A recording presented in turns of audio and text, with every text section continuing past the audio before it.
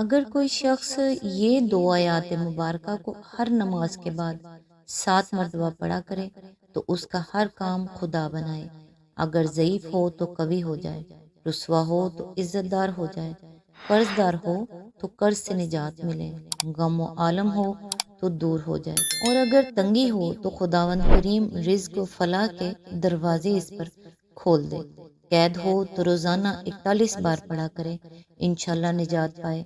پہلی آیات کشائش رزق اور ہر آفت سے محفوظ رہنے کے لیے ہے، اور دوسری آیت حب و تسخیر کے لیے ہے۔ آیت پڑھ کے بتاتی ہوں۔ لَقَدْ جَاءَكُمْ رَسُولٌ مِّنْ أَنفُسِكُمْ عَزِيزٌ عَلَيْهِ مَا عَنِتُّمْ حَرِيصٌ عَلَيْكُمْ بِالْمُؤْمِنِينَ رَءُوفٌ رَحِيمٌ فَإِن تَوَلُّوا فَقُلْ حَسْبِيَ اللَّهُ لَا إِلَٰهَ إِلَّا هُوَ عَلَيْهِ تَوَكَّلْتُ وَهُوَ رَبُّ الْعَرْشِ الْعَظِيمِ۔ بسم اللہ الرحمن الرحیم۔ السلام علیکم۔ آج انشاءاللہ سورہ الحجر کی آیت نمبر 1 سے سٹارٹ کروں گی۔ اس کا ترجمہ اور تفسیر تفہیم القرآن سے بیان کروں گی جو اہل سنت جماعت کے لیے ہے۔ اعوذ باللہ من الشیطان الرجیم، بسم اللہ الرحمن الرحیم۔ الف لام را، یہ آیات ہیں کتاب الہی اور قرآن مبین کی۔ اس کی تفسیر ہے، یہ اس صورت کی مختصر تعارفی تمہید ہے جس کے بعد فوراً ہی اصل موضوع پر خطبہ شروع ہو جاتا ہے۔ قرآن کے لیے مبین کا لفظ صفت کے طور پر استعمال ہوا ہے۔ اس کا مطلب یہ ہے کہ یہ آیات اس قرآن کی ہیں جو اپنا مدعا صاف صاف ظاہر کرتا ہے۔ آیت نمبر 2، بعید نہیں کہ ایک وقت وہ آ جائے جب وہی لوگ جنہوں نے آج دعوت اسلام کو قبول کرنے سے انکار کر دیا ہے، پچھتا کر کہیں گے کہ کاش ہم نے سر تسلیم خم کر دیا ہوتا۔ آیت نمبر 3، چھوڑ دو انہیں، کھائیں پئیں مزے کریں اور بھلاوے میں ڈالے رکھے ان کو جھوٹی امید، ان قریب انہیں معلوم ہو جائے گا۔ آیت نمبر 4، ہم نے اس سے پہلے جس بستی کو بھی ہلاک کیا ہے اس کے لیے ایک خاص مہلت عمل لکھی جا چکی تھی۔ اس کی تفسیر ہے، مطلب یہ ہے کہ کفر کرتے ہی فوراً تو ہم نے کبھی کسی قوم کو بھی نہیں پکڑ لیا ہے، پھر یہ نادان لوگ کیوں اس غلط فہمی میں مبتلا ہیں کہ نبی کے ساتھ تکذیب و استہزاء کی جو روش انہوں نے اختیار کر رکھی ہے، اس پر چونکہ ابھی تک انہیں سزا نہیں دی گئی، اس لیے یہ نبی سرے سے نبی ہی نہیں ہے۔ ہمارا قاعدہ یہ ہے کہ ہم ہر قوم کے لیے پہلے سے طے کر لیتے ہیں کہ اس کو سننے، سمجھنے اور سنبھلنے کے لیے اتنی مہلت دی جائے گی، اور اس حد تک اس کی شرارتوں اور خباثتوں کے باوجود پورے تحمل کے ساتھ اسے اپنی من مانی کرنے کا موقع دیا جاتا رہے گا۔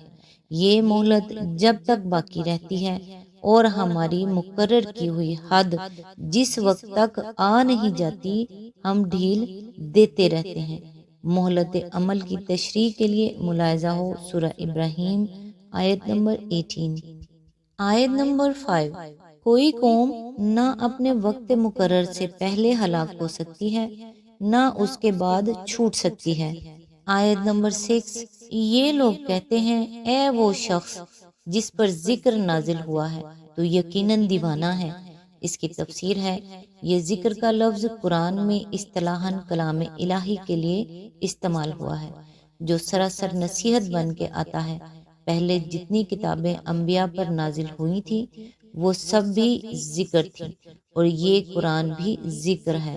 ذکر کے اصل معنی ہے یاد دلانا، ہوشیار کرنا اور نصیحت کرنا۔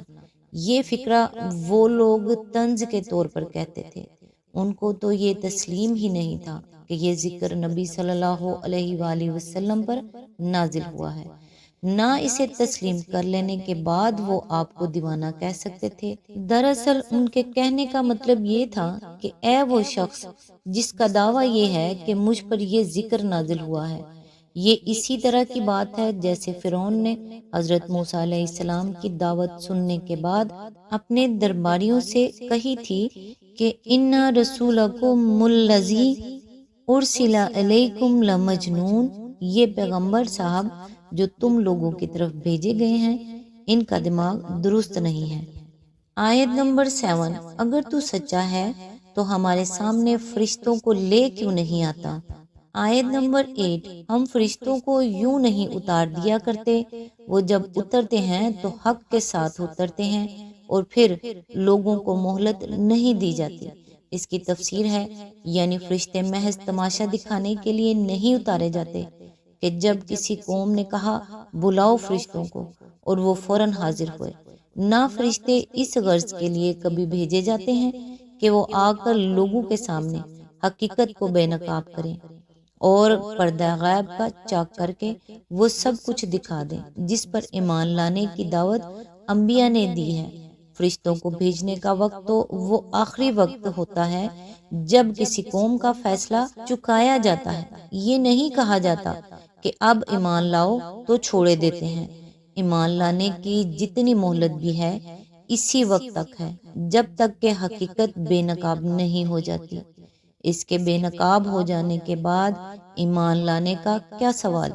حق کے ساتھ اترتے ہیں کا مطلب حق لے کر اترنا ہے، یعنی وہ اس لیے آتے ہیں کہ باطل کو مٹا کر حق کو اس کی جگہ قائم کر دیں، یا دوسرے الفاظ میں یوں سمجھیے کہ وہ اللہ تعالیٰ کا فیصلہ لے کر آتے ہیں اور اسے نافذ کر کے چھوڑتے ہیں۔ آیت نمبر 9، رہا یہ ذکر تو اس کو ہم نے نازل کیا ہے اور ہم خود اس کے نگہبان ہیں۔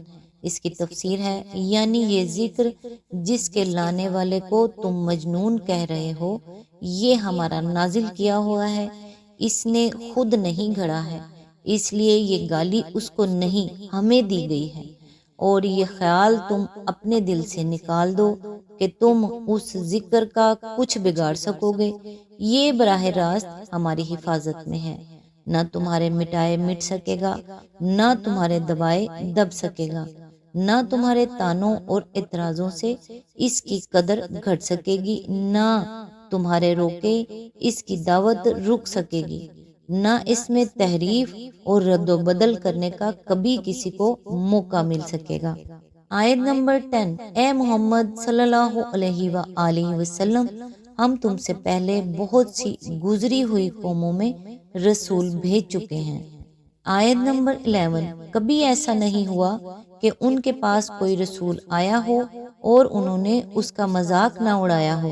آیت نمبر 12، مجرمین کے دلوں میں تو ہم اس ذکر کو اسی طرح سلاخ کے مانند گزارتے ہیں۔ آیت نمبر 13، وہ اس پر ایمان نہیں لایا کرتے، قدیم سے اس کماش کے لوگوں کا یہی طریقہ چلا رہا ہے۔ اس کی تفسیر ہے، یہ عام طور پر مترجمین و مفسرین نے نسلکہ کی ضمیر اہتزاء کی طرف اور لا یؤمنون بہ کی ضمیر ذکر کی طرف پھیری ہے، اور مطلب یہ بیان کیا ہے کہ ہم اسی طرح اس استہزاء کو مجرمین کے دلوں میں داخل کرتے ہیں اور وہ اس ذکر پر ایمان نہیں لاتے، اگرچہ نحوی قاعدے کے لحاظ سے اس میں کوئی قباحت نہیں ہے، لیکن ہمارے نزدیک نحو کے اعتبار سے بھی زیادہ صحیح یہ ہے کہ دونوں ضمیریں ذکر کی طرف پھیری جائیں۔ سلکہ کے معنی عربی زبان میں کسی چیز کو دوسری چیز میں چلانے، گزارنے اور پرونے کے ہیں، جیسے دھاگے کو سوئی کے ناکے میں گزارنا۔ بس آیت کا مطلب یہ ہے کہ اہل ایمان کے اندر تو یہ ذکر قلب کی ٹھنڈک اور روح کی غذا بن کر اترتا ہے، مگر مجرموں کے دلوں میں یہ شتابہ بن کر لگتا ہے اور ان کے اندر اسے سن کر ایسی آگ بھڑک اٹھتی ہے کہ گویا ایک گرم سلاخ تھی جو سینے کے پار ہو گئی۔ آیت نمبر 14، اگر ہم ان پر آسمان کا کوئی دروازہ کھول دیتے اور وہ دن دہاڑے اس میں چڑھنے بھی لگتے۔ آیت نمبر 15، تب بھی وہ یہی کہتے کہ ہماری آنکھوں کو دھوکا ہو رہا ہے بلکہ ہم پر جادو کر دیا گیا ہے۔ آج تک کے لیے بس اتنا ہی، نیکسٹ انشاءاللہ آیت نمبر 16 سے سٹارٹ کریں گے، تب تک کے لیے دعاؤں میں یاد رکھیے گا۔ اللہ حافظ۔